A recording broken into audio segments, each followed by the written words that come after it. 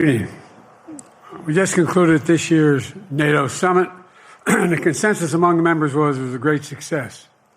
It was especially momentous because it represented the 75th year of the most important military defense alliance in the world's history of the world. We should never forget that NATO grew out of the wreckage of World War II, the most destructive war in history. The idea was to create an alliance of free and democratic nations that would commit themselves to a compact of collective defense. Standing together, they knew we'd all be safer. An attack on one would be treated as an attack on all. And it's worked because a would-be aggressor knows if they attack one of us, they'll be attacked by all of us. Sending that message is the best way to deter aggression and prevent wars in the first place. For those who thought NATO's time had passed, they got a rude awakening when Putin invaded Ukraine.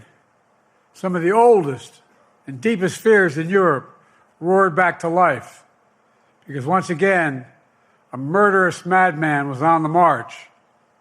But this time, no one cowered in appeasement, especially the United States. We collected intelligence that Russia was planning to invade Ukraine months before the invasion. I directed the intelligence community to be a significant amount of intelligence to be declassified so I could start building an international coalition to oppose the invasion. Then in February, some of you remember, I warned the world that the invasion was imminent. I rallied a coalition of 50 nations from Europe to Asia to help Ukraine defend itself. Many foreign policy experts thought as Putin amassed Russian forces just 100 miles north of Kyiv, the capital of Ukraine, but Putin thought it was the mother home of Russia. The capital would fall in less than a week. But the Ukrainian people, backed by a coalition to help build, stopped them. Today, Kyiv still stands, and NATO stands stronger than it has ever been.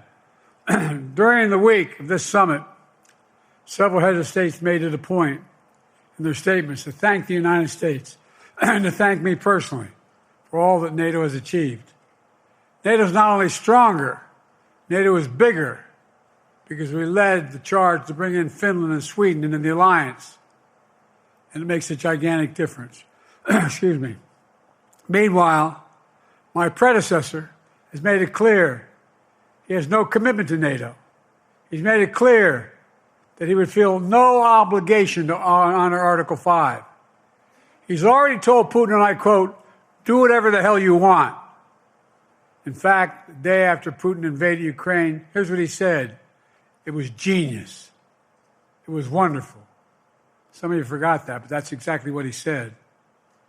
But I made it clear a strong NATO is essential to American security. And I believe the obligation of Article 5 is sacred. And I would remind all Americans, Article 5 is invoked only once in NATO's long history, and that was to defend America after 9/11. I made it clear that I will not bow down to Putin. I will not walk away from Ukraine. I will keep NATO strong. That's exactly what we did, and exactly what we'll continue to do. Now, the future of American policy is up to the American people. This is much more than the political question. It's more than that. It's a national security issue. Don't reduce this to the usual testament that people talk about, issues of being a political campaign. It's far too important. It's about the world we live in for decades to come. Every American must ask herself or himself, is the world safer with NATO? Are you safer? Is your family safer? I believe the American people know. The answer to all those questions is yes.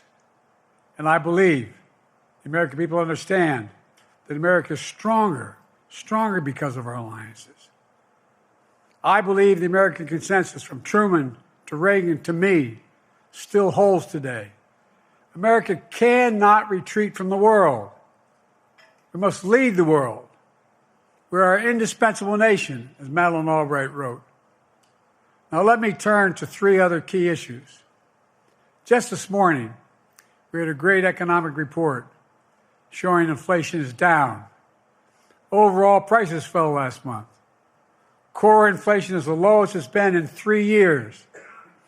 Prices are falling for cars, appliances, and airfares. Grocery prices have fallen since the start of the year.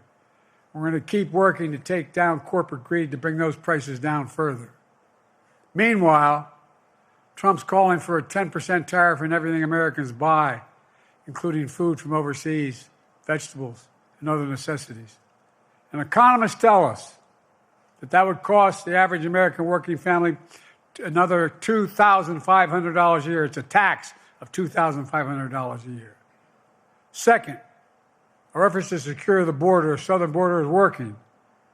After Trump killed the bipartisan effort to secure the border, Republicans and Democrats had worked on, because he thought it would benefit me and make him a loser, Republicans walked away.